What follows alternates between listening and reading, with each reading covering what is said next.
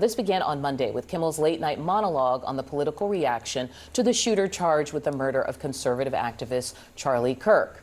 We hit some new lows over the weekend with the MAGA gang desperately trying to characterize this kid who murdered Charlie Kirk as anything other than one of them and doing everything they can to score political points from it. So those comments were quickly picked up by right-wing media who demanded the Trump administration take action. FCC Chairman Brendan Carr spoke to conservative podcaster Benny Johnson about whether broadcast licenses from ABC affiliates should be at stake over the comments. I mean, look, we can do this the easy way or the hard way. These companies can find ways to change conduct, to take action, frankly, on Kimmel, or, there's going to be additional work for the FCC ahead.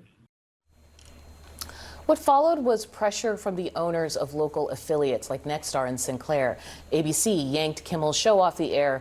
In a social media post from the UK, Trump congratulated ABC for canceling Kimmel's show and laid out his next target, saying that leaves Jimmy and Seth at NBC before adding, quote, "Do it, NBC." Joining me now in this morning's group chat, Stephen Collinson, CNN Politics senior reporter, Ellie Honig, CNN senior legal analyst and former federal prosecutor, Mike Dubke, former Trump White House communications director, and Megan Hayes, former Biden White House director of message planning. Ellie, I want to start with you, in part because I don't know if there's any legal ramifications to this, and I'm going to play a little bit more of Kimmel's comments just so people have a sense of where this monologue was going. On Friday, the White House flew the flags at half-staff, which got some criticism. But on a human level, you can see how hard the president is taking this. My condolences on the loss of your friend Charlie Kirk. May I ask, sir, personally, how are you holding up over the last day and a half, sir? I think very good. And by the way, right there, you see all the trucks? They've just started construction of the new ballroom for the White House, which is something they've been trying to get, as you know, for about 150 years. And it's going to be a beauty. Yes.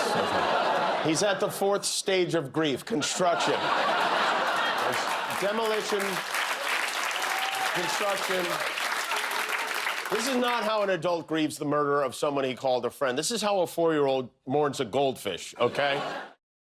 Kimmel has had this platform for a long time. Yep. He's been very clear about his politics.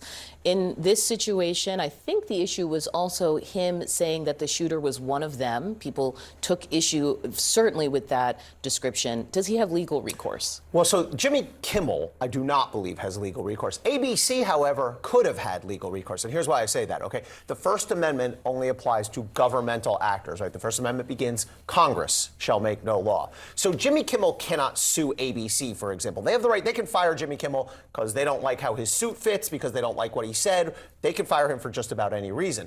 But if ABC wanted to, in the face of the pressure, and you just showed the clip from the FCC chairman saying easy way or hard way, they could have alleged that there was a First Amendment violation if they had done nothing and then the FCC came down on them, which it seemed like is where it was going.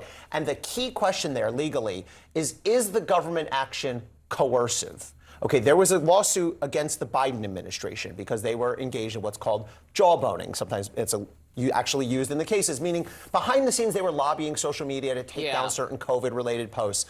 And the court said, well, did it cross the line to coercive? Some instances did, some instances didn't, although the Biden administration ultimately won because the parties that sued didn't have standing. But yeah, coercion is the idea of coercion. And I want to play for you guys some more context from that interview, which I watched in its entirety with Carr. And he also talked about the sort of broader project that he felt the White House is pursuing here.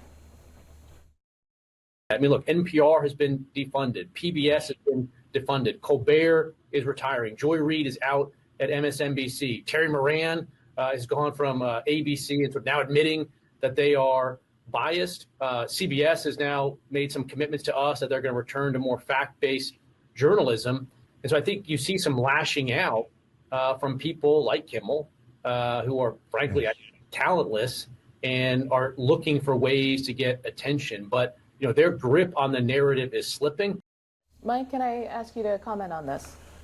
Well, I think what we're seeing here, we were having this conversation beforehand about transparency. We're seeing in real time, in public, government officials saying things that they used to say behind the scenes. Is that the jawboning? Well, jawboning, Yeah. if that's the legal term, I'm going to leave it there. But you're seeing now in front of the camera what used to be said behind the camera. But a lot of his points are look. These are for-profit corporations that we're talking about here. There is a cultural shift. I don't think we should be surprised that these for-profit corporations are recognizing that shift. Yes, a Nexstar statement on Kimmel. Continuing to give Mr. Kimmel a broadcast platform in the communities we serve is simply not in the public interest at the current time.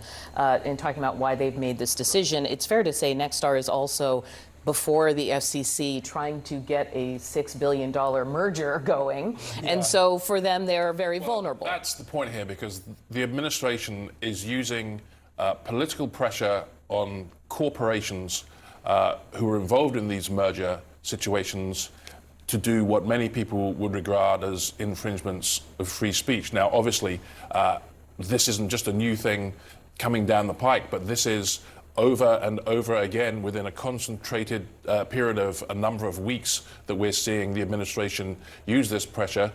And it comes down to a point. Does who Americans see on the public airwaves, late night show hosts, does that depend on what the president wants to see? I mean, they're making it pretty clear that he is personally trying to get rid of these hosts, largely because they are, have a long record of But going does it against matter them. in the age of the internet? I mean, you're looking at a Possibly conservative right. media that has grown completely outside of that system quite powerfully. And you have private media concerns which aren't necessarily so subject to the whims of the FCC, but it does seem to be a case of yet again in this administration using government power for political Let me make sure goals. Megan gets a word in here. We had Congressman Dan Goldman, Democrat. Here's what he sees.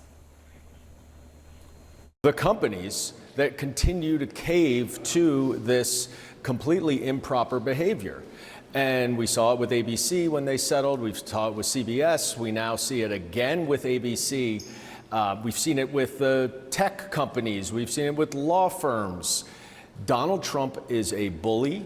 He is a wannabe mob boss who will push the envelope to the end of the earth.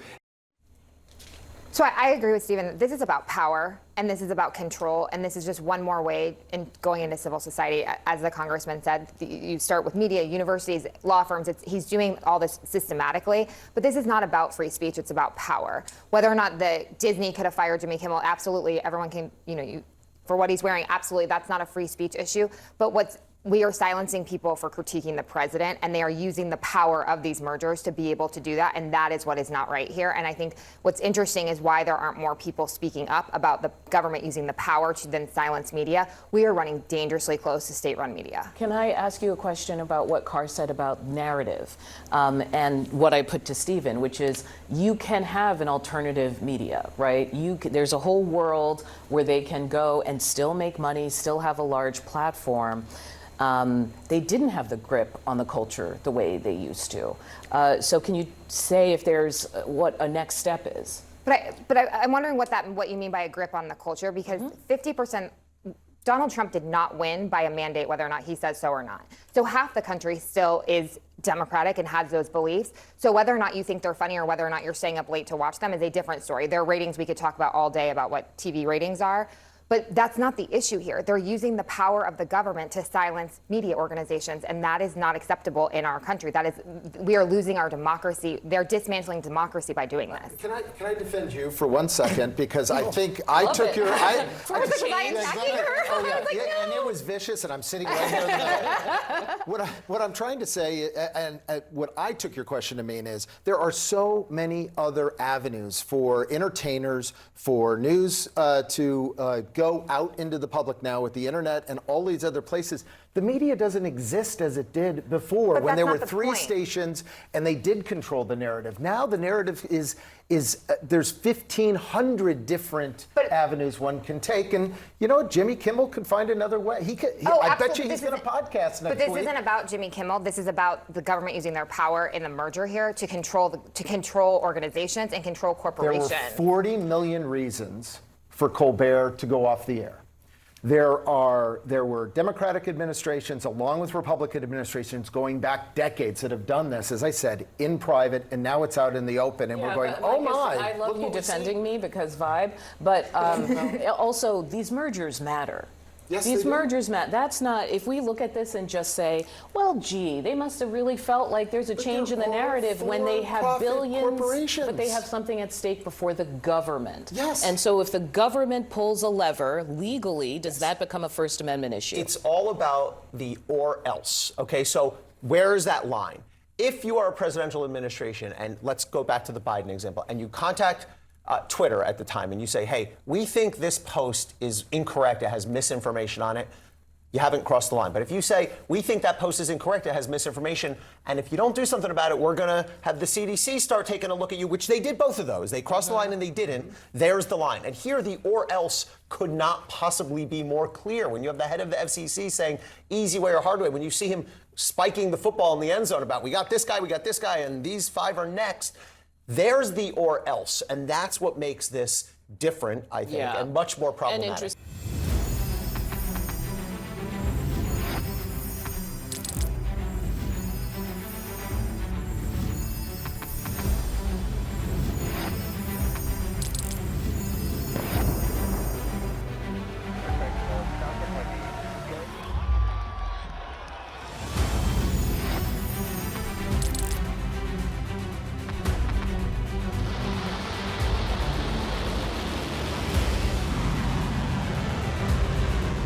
Been fighting so long and so hard that they don't know what the they're doing.